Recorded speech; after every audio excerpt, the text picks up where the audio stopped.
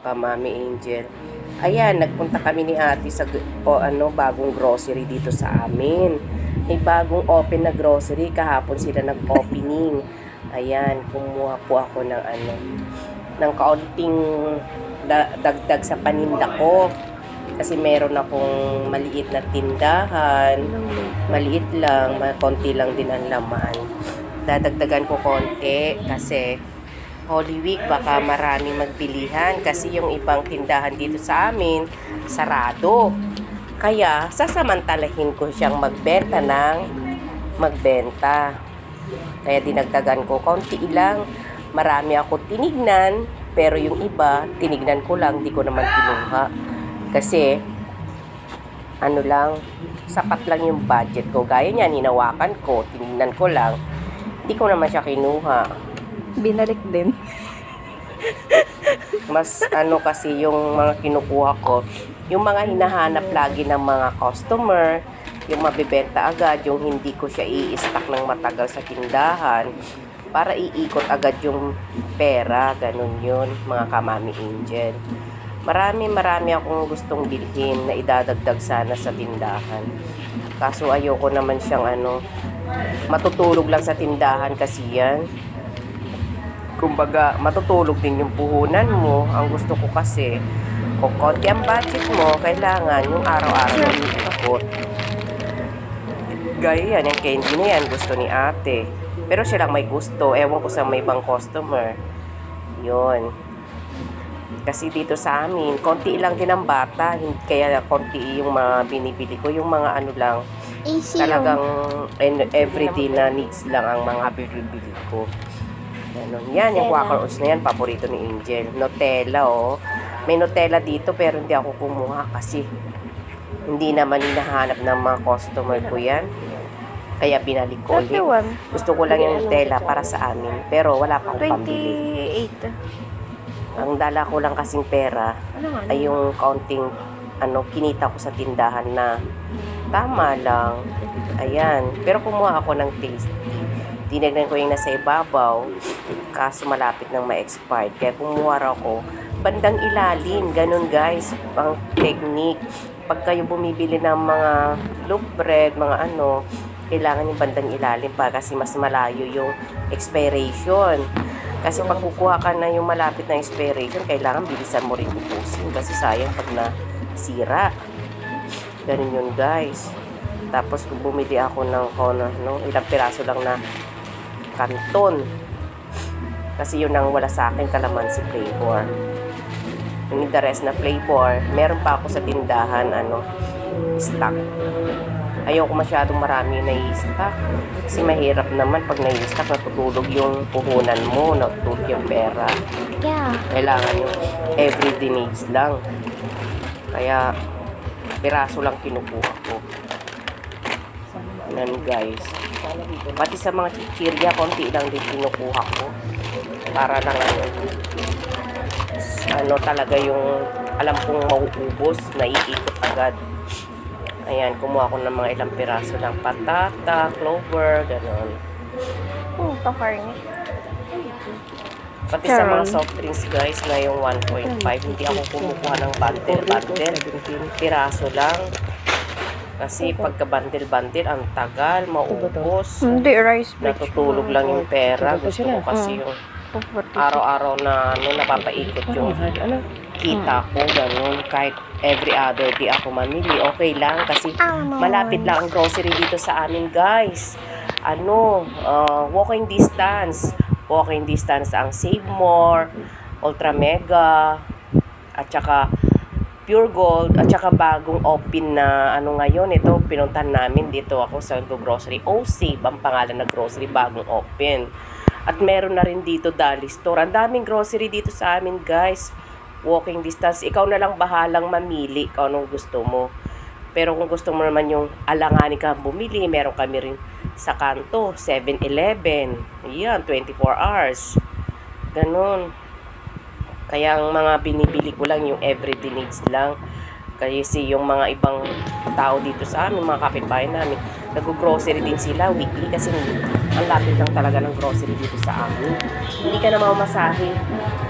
walking distance na. Paglabas mo lang ng village namin, puro groceries na. Ayan guys, kaya ano, konti lang talaga ang kinuha ko. Papunta na kami ni ate sa ano, no? Sa cashier. Ito Ang pinabili sarap ni mamili, guys, Mama. kung marami kang pambili. Pero kung wala kang pambili, okay na rin yung paunti-unti. Para laging bago. Guys, sa Meron akin yan, siguro yan. paunti-unti. Kahit every other day ako, mamili Hanggang okay doon. lang kasi malapit lang sa amin walking distance. Yan. Pipila na kami ni ate. Tsaka wala masyadong namimili ngayon guys. Walang katao-tao. Kasi yung ibang mga tao, nagbakasyon na yata, nagpunta na ng mga probinsya. Kaya ang sarap mamili sa grocery. Wala kang kaagaw sa pila. Unlike pag regular day, ang haba-haba ng pila talaga guys. Maiinip ka sa pagpila. Ngayon, wala kang kaagaw sa pila. Kahit gumulong-gulong ka mag-grocery, wala kang kaagaw. At kaunti ang tao. Gaya niyan, ako lang o wala nakapila.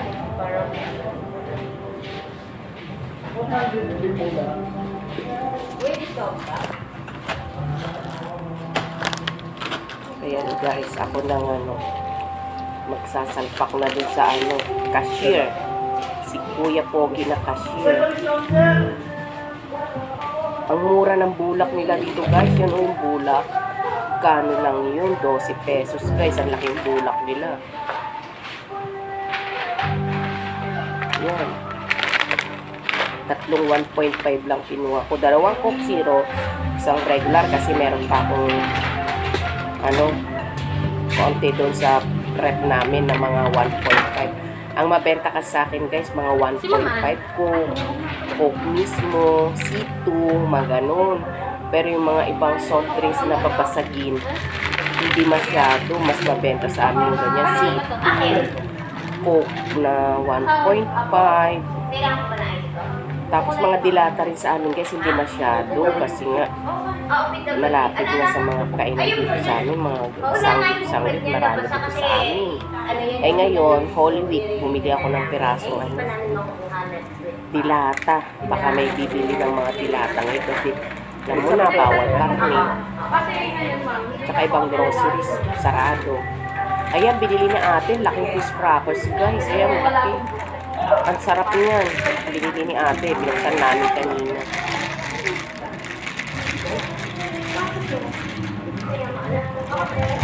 Ayan, yung kaping yan, yung Great Taste White na yan, nabenta sa akin guys yan.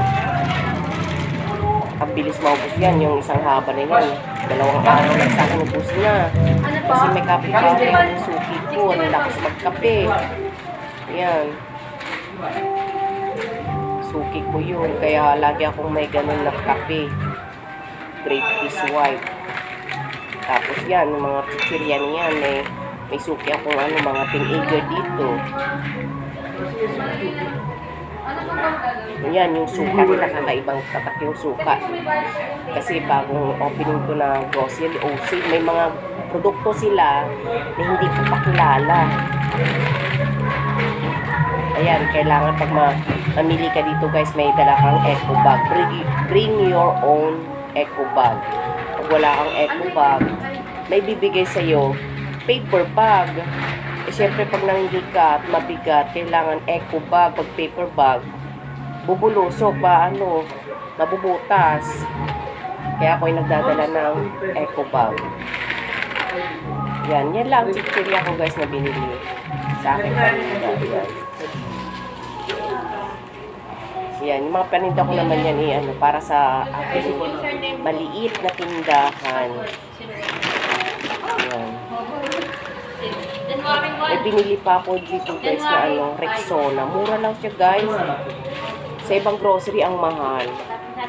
Sa kanila mura lang. Promote ko O-Save. Mura ang kanilang paninda guys. Try nyo kung may O-Save groceries dyan sa area ninyo. Try nyo mamili. Mura ang kanilang mga produkto. Pati sa Dali Store, mura din po guys. Meron din Dali Store din sa amin.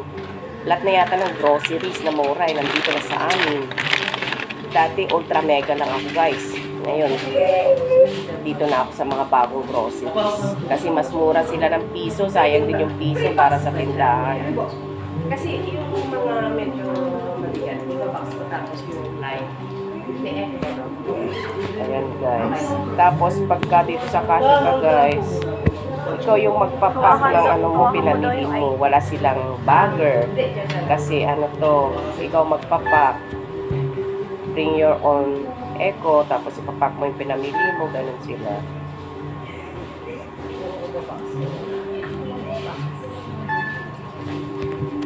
Yan guys. Yung maaming pinimili ni ate. Pinapunch mo. Yan. Dito ang ano, pag marami kang binili yan, may mga free boxes sila, pero ikaw pa rin maglalagay sa box, ikaw pa rin magpapak. Hindi sila magpapak. Pag wala silang bagger, yan, kumuha si ate ng ano, karton. Kasi yung mga ano, dibote dyan niya ilalagay sa karton. Ganun. Para silang style, ano, yung sa ibang bansa na ikaw yung magpapackaging ng pinamili mo. Hindi sila, ano, may bagger, walang ganun. Unlike sa Save More, may bagger sila. Dito wala, ikaw magpapackaging.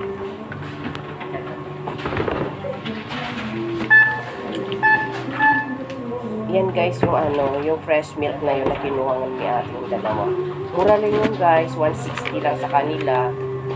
Pero doon sa ano, sa ibang grocery medyo ayan, nagpo-promote na ako ng kanilang produkto na mura. Kaya pag gusto nyo ma-experience ang mga bilihin ni OSIP, try nyo rin po bumili sa OSIP kung meron kayong OSIP na groceries malapit sa inyo. OSIP. Ayan, pinumot ko na si OSIP. Marunong si ate mag-packaging. Ayan, tinumpa-tumba niya ibang ano. Si ate nagpapak. Ayan. Ngayon lang, sige, tinumpa-tumba niya malalaki sa soft drinks.